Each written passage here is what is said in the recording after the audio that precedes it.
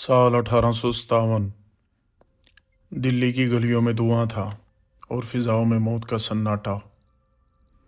सबको यही लग रहा था कि ये सिर्फ एक जंग है जो ख़त्म हो जाएगी, लेकिन कोई नहीं जानता था कि इस राख के नीचे एक ऐसी चिंगारी दबी है जो अगले 90 सालों में सदियों पुराने मुत्तहिदा हिंदुस्तान के दो टुकड़े कर देगी।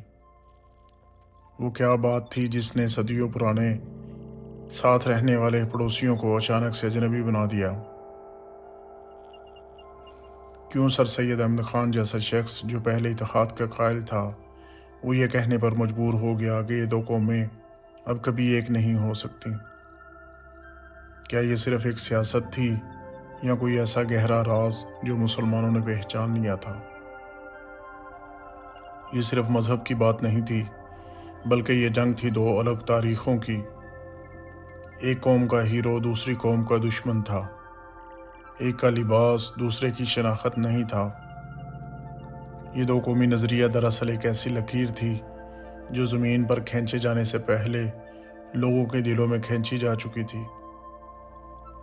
दो कौमी नज़रिए की बुनियाद 1857 की जंग आज़ादी के बाद रखी गई, जब 1867 में उर्दू और हिंदी ज़बान का तनाज़ा शुरू हुआ।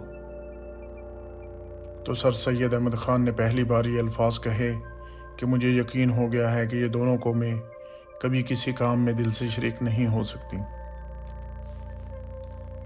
फिर वक़्त गुज़रता गया और 1930 में इल्लामा इकबाल ने इस नज़रिए को एक मंजिल दी। इन्होंने कहा कि मुसलमानों के लिए एक अलग खित्ता लाजमी है, लेकिन इस ख्वाब को हकीकत में बदलने का काम मोहम्मद अली जिन्नाह ने किया। इन्होंने साफ अल्फाज में कह दिया था कि मुसलमान हिस्ट्री, कल्चर और आर्ट के लिहाज से एक अलग कौम है और इनका अपना तरीक़ा हयात है। साल 1940, लाहौर का मंटो पार्क, जब पूरी दुनिया ने देखा कि यह नज़रिया अब सिर्फ एक सोच नहीं बल्कि एक जुनून बन चुका है। अंग्रेज़ हैरान थे और कांग्रेस परेशान, लेकिन जिन्नाह की सिर्फ एक ही ललकार थी कि हिंदुस्तान का मसला दो फ़िरक़ों का नहीं बल्कि दो कौमों का है, और यही वो पॉइंट था जहां नामुमकिन से मुमकिन बनने का सफ़र शुरू हुआ।